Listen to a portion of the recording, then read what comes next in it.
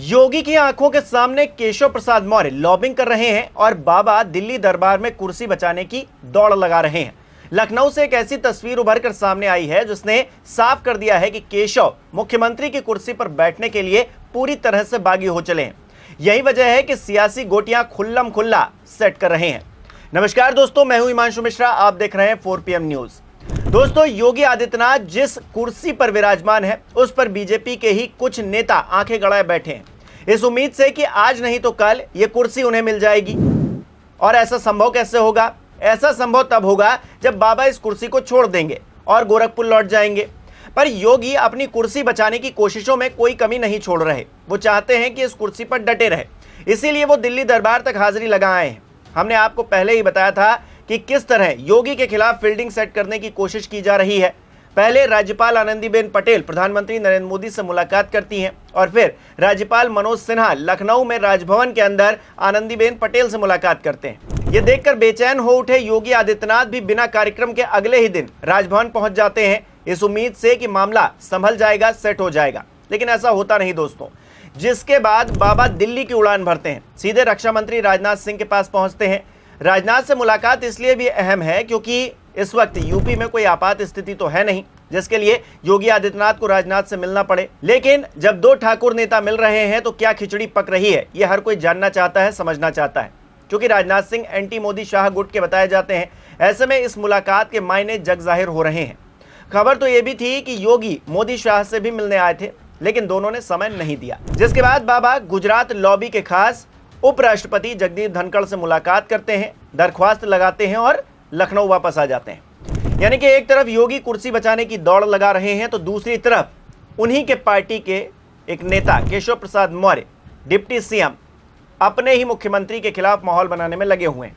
Poster वाली कहानी हमने आपको पहले बताई कि किस तरह से केशव प्रसाद ने अपना कद योगी के बराबर दिखाकर साफ संदेश देने की कोशिश की कि बाबा की जगह उनकी दावेदारी सबसे ज्यादा प्रबल है। खैर, इतना काफी नहीं था कि केशव प्रसाद मौर्य अपना शक्ति प्रदर्शन करने के लिए विधायकों की फौज भी लखनऊ में ले आते हैं। दरअसल केशव प्रसाद मौर्य के एक्स हैंडल को अगर आप देखेंगे तो पाएंगे कि वो इन दिनों तमाम अपने करीबी विधायकों से मिल रहे हैं। ऐसे विधायक जो योगी के खिलाफ बोलते रहे हैं, अपने गुट के ऐसे विधायकों के साथ वो फोटो खिंचवा रहे हैं जो योगी आदित्यनाथ को निशाने पर लेते रहे हैं। इन्हीं में से एक हैं लोनी से विधायक नंदकिशोर गुर्जर।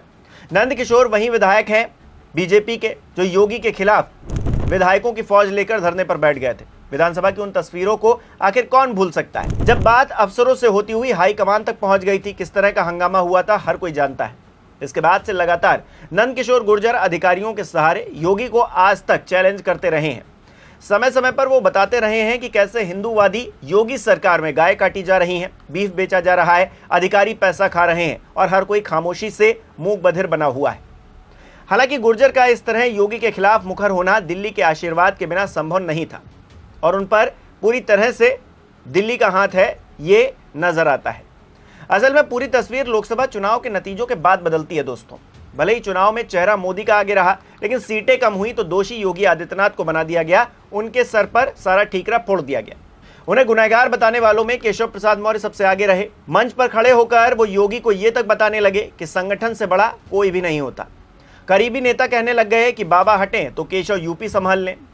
ऐसे एंटी योगी कैंप के विधायकों के साथ केशव प्रसाद मौर्य की जब मीटिंग हो रही है, हंसते हुए तस्वीरें सामने आ रही हैं, वो भी ऐसे वक्त में जब योगी आदित्यनाथ के गोरखपुर वापसी की साजिशों की खबर उनकी ही पार्टी से सामने आ रही है। काफी कुछ संदेश दे रही हैं ये तस्वीरें।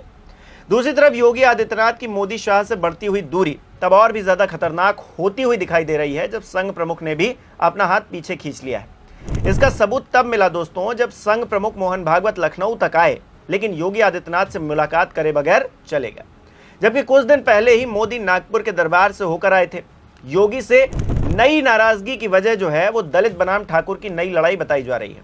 जिस तरह करणी सेना ने रामजी लाल सुमन के आगरा आवास पर हमला किया और फिर अलीगढ़ में काफिले पर हमला किया गया, जिसमें कई गाड़ियां क्षतिग्रस्त हुई, कुछ लोग घायल बताए गए और तो और आरोपियों को पकड़कर 24 घंटे के भीतर छोड़ भी दिया गया।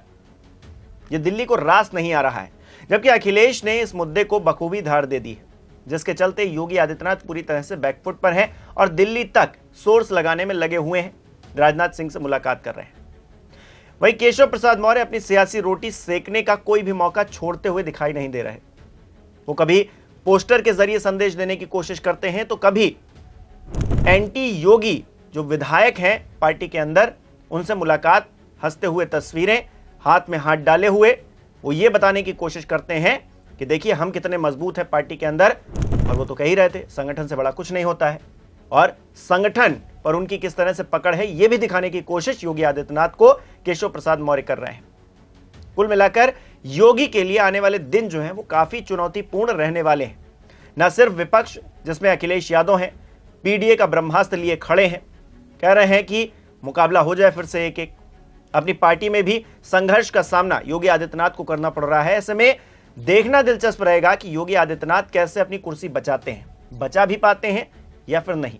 केशव प्रसाद मौर्य कहीं उनकी कुर्सी पर कब्जा तो नहीं कर लेते हैं, या फिर अखिलेश यादव दो बिल्लियों की लड़ाई में बाजी तो नहीं मार जाते हैं। आपको क्या लगता है दोस्तों, कमेंट करके बताइए। बहुत बहुत धन्यवाद।